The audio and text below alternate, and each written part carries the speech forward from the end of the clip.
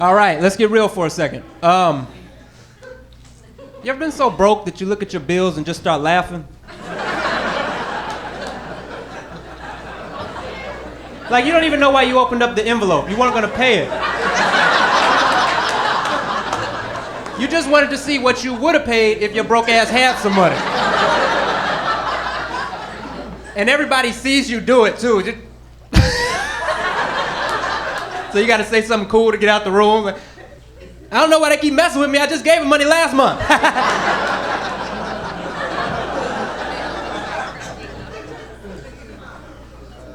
Being broke is hilarious. It's like me and my old roommate used to just take time out of every day to make fun of each other for how broke that we were. Because he thinks it's funny that I'm broke and I've been on television and traveled the country, and I think it's funnier that he's broke because he works at a bank.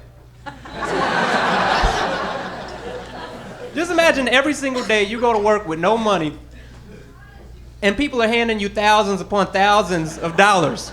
And at the end of the day, you don't get to take none of it home for yourself. That's worse than being a virgin gynecologist. Like, eventually you're gonna snap, you know? They're trying to steal some office supplies. Like, it's... And when you don't pay your bills, the collectors start calling the same stupid messages. Mr. Williams, we have called to inform you that you are 90 days behind on your most recent payment. I knew 90 days ago I wasn't gonna pay. If anything, y'all are 90 days behind on this whole thing. And then I hang up, because it's Capital One. It's not the IRS, right? Like, what are they gonna do? They gonna send the Vikings from the commercial to my house, or what's in your wallet? Not money. Got a condom and a Blockbuster card, and they're both expired. Why don't you leave me alone? That's how you gotta treat them, because I'm pretty sure, like, the entire corporate world thinks that we're idiots. Like, the credit card industry, food industry, you know it's bad when Taco Bell has a health food menu. I don't know if you all seen this commercial, but there's a commercial where a woman willingly gets on television and says, I've lost 25 pounds on the Taco Bell drive-thru diet. That's called diarrhea. See a doctor. I get tired of that. Like, I know when something's bad for me. Don't try to tell me it's good for me. My mom is somebody who used to do that to me from an early age. She used to make something every year called chitlins, which is pork chitterlings. It's pig intestine cut up like fettuccine noodles and then boiled until al dente. Mwah! But you can't just cook it. You actually have to clean it before you boil it. And she used to get it, and they would come in these buckets, and it says these have been cleaned with bleach. Oh my God. Exactly. Do you all have any food items in your cupboard that require a household disinfectant to marinate it in? Do you spray Windex on your biscuits before? No.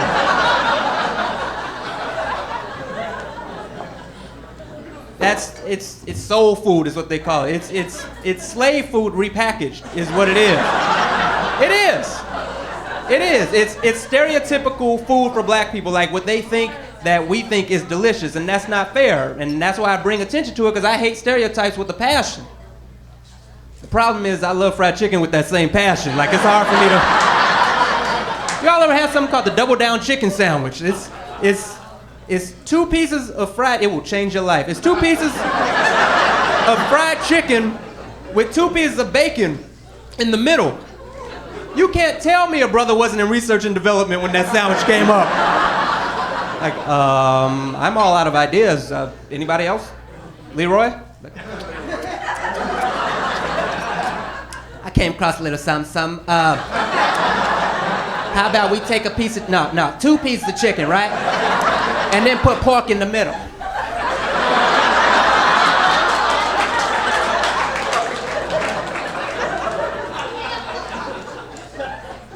And what type of bread will you be using?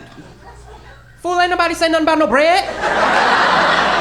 Look, it's fine the way it is. Put cheese in for the white people. I got what I want.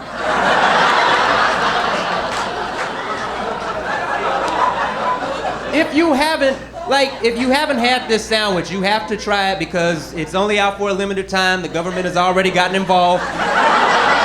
I'm dead serious. The government does not allow them to market this sandwich within a 5-mile radius of children's schools. That's 1 more mile than required for registered sex offenders. What type of message does that send to pedophiles? Like, you can pet them, but don't feed them.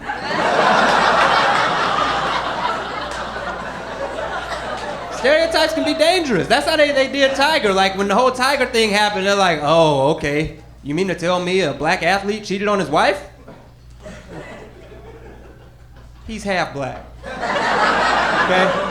At most, we should take half the blame on this one, all right? Because I realize it seems like a full black scenario. Like, he's top athlete in the world, black. He cheated on his girl, had a baby mama on the side, okay.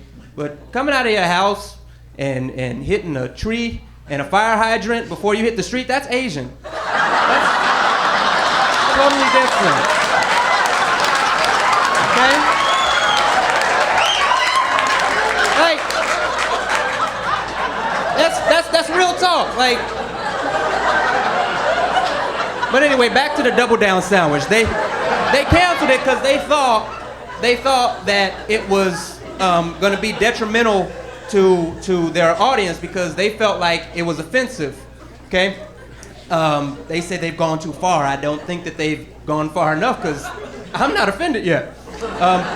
You got to raise the stakes a little higher to offend me. If you want to offend me, do a fried chicken cereal or something like that. Like, that would get my blood boiling. I don't think the world is ready for, hi kids, are you tired of those punk ass cereals with no meat? Well, move over, Cheerios, because here comes. This is the first 100% fried chicken skin cereal made with all the essential vitamins and nutrients that a brother needs, plus added fiber for you sisters to keep that booty popping. This is the first cereal that tastes better with hot sauce instead of milk. And now comes in 3 flavors: original recipe, honey barbecue, and hot wing. A little trio we like to call affirmative snaction. Sweet cereal tastes good in a bucket or a bowl.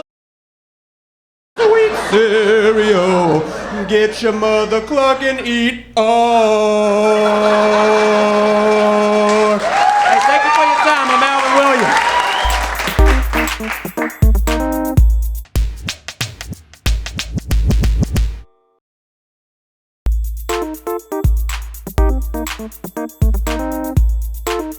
What's up? I already know you're doing good, so we'll start out with a different question. Who hates their kids? Round of applause.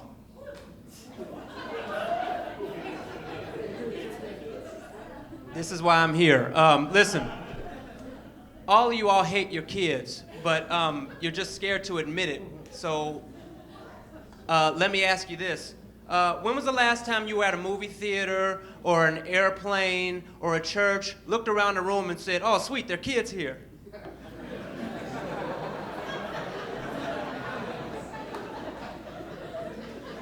You see, secretly you hate your kids. You just gotta let it out sometimes. It's not your fault. I'm here to tell you it is not your fault for hating kids. Sometimes they're just bad, okay? They don't have ADD or ADHD. They just have an ASS that needs to be BEAT'd every now and again. This is real talk. Like, I want to talk about this because I've lost some of my best friends to kids. Like, I mean, physically they're still alive, but mentally they've died a long time ago. Like, you know those type of friends? If you don't have friends, just go to any store that ends in the word Mart and walk toward the toy aisle, and you will see a woman who's normally sane in every other walk of her life, losing her freaking mind to a toddler who she swore she had an agreement with before they walked into this establishment. And she sounds like a broken record talking to this child the whole time. Timmy, no. What did we agree on? Timmy, no. What did we agree?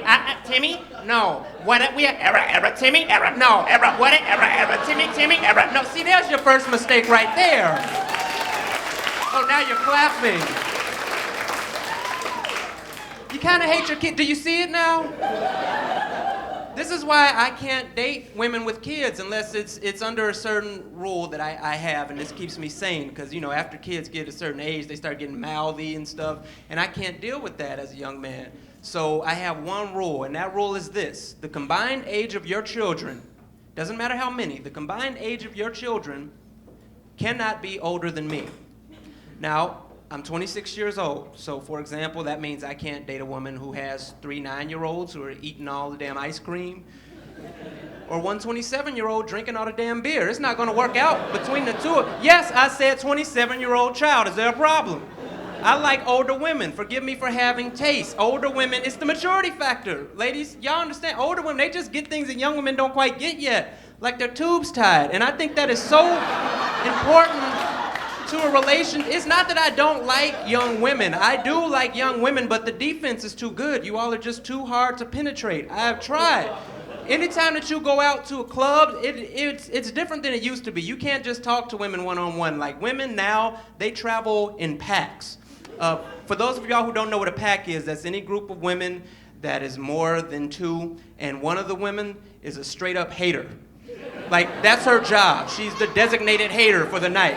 If you were to open up her little purse, you'd see business cards that say hater, available for wedding parties, club nights, and bar mitzvahs. She's a hater. So if you ever see a woman standing by herself and she's fine and she's a little tipsy at a club, that's an illusion. Go ahead, walk over there. See if the block ninja doesn't come pay you a visit. Hey baby, can I get your number? She doesn't like you.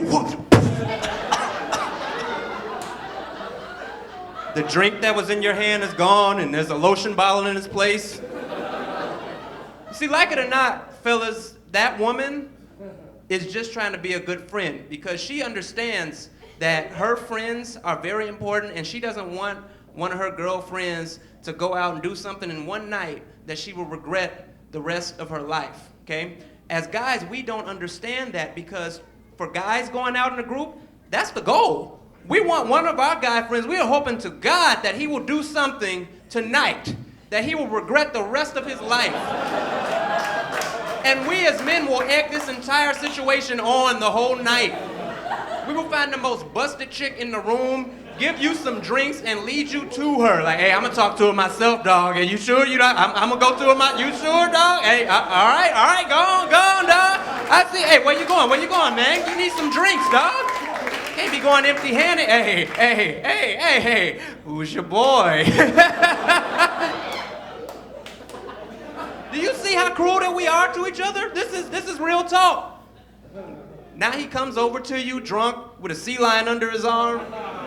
Not even a busted chick, just a real sea lion. We don't look out for our friends. He thinks he's the man, asking you stupid questions.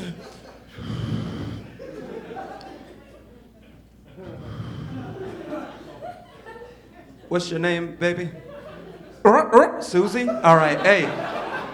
Can you give me and Susie a ride back to my place? Man, hell no. You crazy? Dude, my place is way closer. You two lovebirds get in the back seat. Hey, make sure you put water on her back. They get dehydrated. I saw it on National Geographic before one time. Next morning, he's sobered up, trying to piece together his life. Can't even look you in the eye when he comes into the kitchen.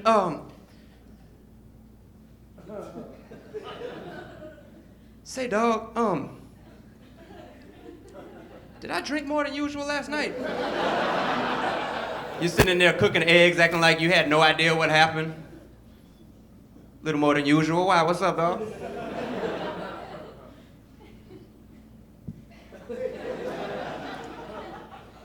There's a sea lion in my bedroom, dog. You know nothing about that. A sea lion? What? Oh, man, you know I don't know nothing about that. If I did, I would have stopped you. I'm your boy, straight up. Then your other roommate walks out. What up, zookeeper? Hey, that's my time. I'm Alvin Williams.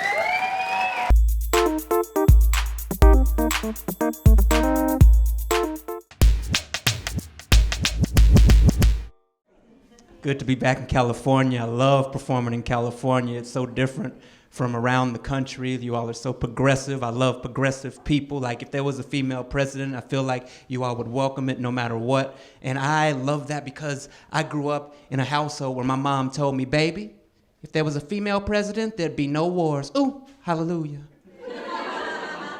And I believed that, because we all know if it's one thing women do best, is fight fair.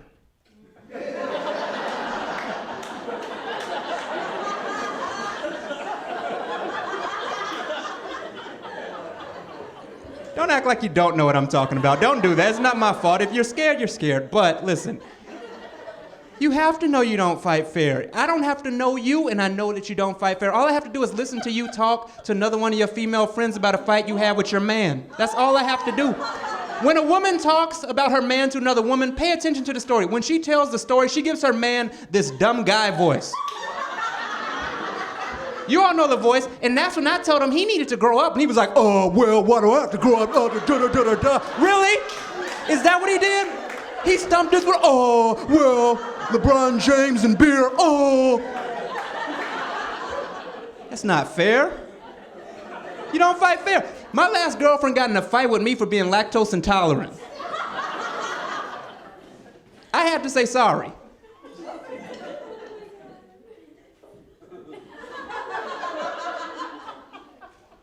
One time, I found myself in the middle of a fight. Does that ever happen, men? Just blink at me 3 times if you know what I'm talking about.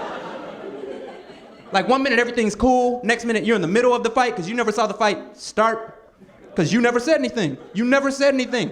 We were going on a nice relaxing walk, and I should say, my girlfriend at the time was what you would call type A, okay? Now, if you ever have the opportunity, the privilege to date a woman who's type A, you must first understand that they're very organized, very structured individuals. They're always 2 steps ahead of everybody else because they're planners, you understand, which is a gift and a curse because they've thought about everything that you've thought about and they're a little bit smarter than you, so they've actually moved on 2 weeks into the future with their own thoughts to the point where they can actually start worrying really hard about stuff that has not happened. 2 weeks into the future, to the point where they can actually get upset at you thinking about what you would probably do in that situation that they made up. 2 weeks into the future. Meanwhile, your silly behind is in the present, going on a nice relaxing walk, thinking everything's cool.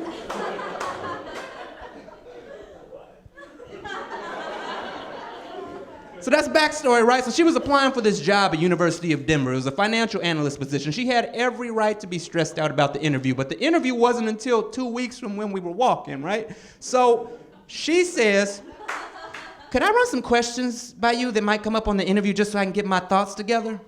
And I said, And she said, okay, what are 5 weaknesses that you think that I have?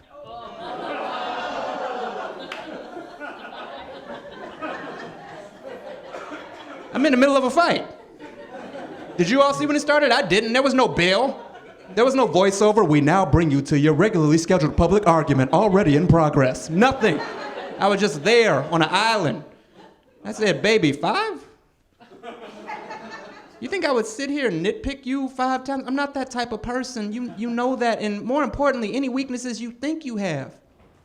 Aren't those my strengths? Isn't that why you chose me?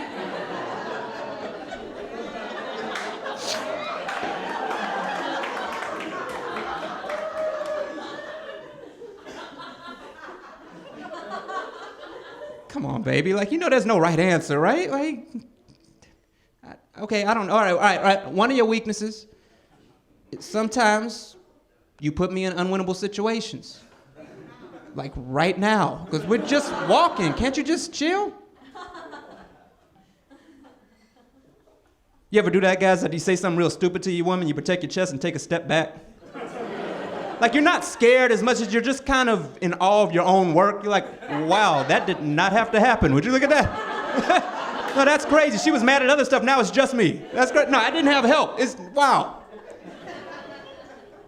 She gave me an answer I'll never forget. She said, well, at least you were honest.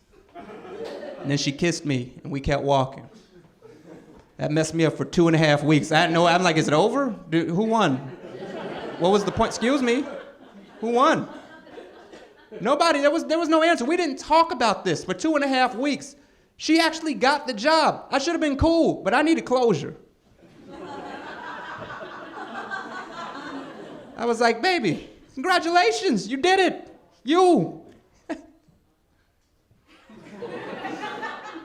Hey, you know what this reminds me of, though? Remember that one time we had that fake fight about fake weaknesses, and I was all like, oh, well, you know, Hey, we cool? We gotta be cool. She said, oh, that? Oh yeah, we're more than cool. I've let it go. When a woman says she's let it go, it never went anywhere, all right? It just went around back to find better parking so that it can surprise you the next time you say something that's stupid, right? You don't think they actually let stuff go. They got a special place in their brain for all the dumb stuff you've ever done and said. Think of Tupperware. They tuck it away neatly, put it right over here, go back to living a healthy, everyday lifestyle. It's like it's not there, but it is, and they'll get back to it when they need it. You understand? Men don't know how to do that. We don't do that in an argument. Everything for a man has to be directly in front of him for him to reach stimulus in an argument, and it has to be in his face going this way, forward, because men think forward, point A, point B, in a line. I had other thoughts, but they're back there. Can't use those, gotta use those up there. Point A, point B, in a line. Men think in a line. Women think in an elliptical fashion. Any thought she's ever had about you, from the day she met you to present times, to 2 weeks from now, are all on one even uniform plane of equal thought and power. That's why when she's thinking about that perfect thing to say to shut you down in an argument, pay attention. Before she says a word, her neck starts moving around in this motion before she even talks. And then she'll find it. Oh, I found it right there. You remember that? I found it right there. Or maybe that's just my life. I don't know.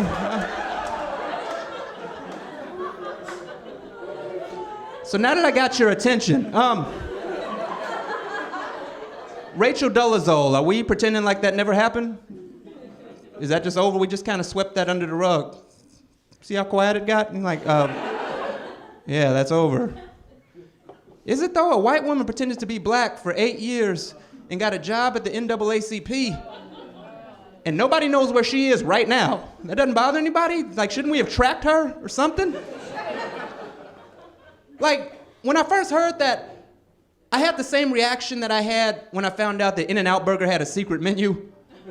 Like, I wasn't upset, but I wasn't happy about it, but I just didn't know that was an option. No, because hear me, I'm very proud to be black. I wouldn't change it for a thing. Love being black. But if I knew that changing your race for a specific convenience of a situation was an option, I would have experimented in college too. You understand what I mean?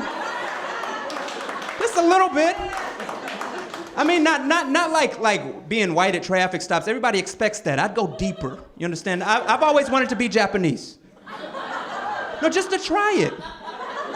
Just to try. See, when I was 17 years old, I had sushi for the first time. It blew my mind. Everybody to that point told me, sushi's bad for you. You shouldn't have it. I had it. It was amazing. And my first thought was, what else are the Japanese hiding from me? And that's when I got it in my head. What if I could just be Japanese for, I don't know, 8 years? And get a job at the NAACP?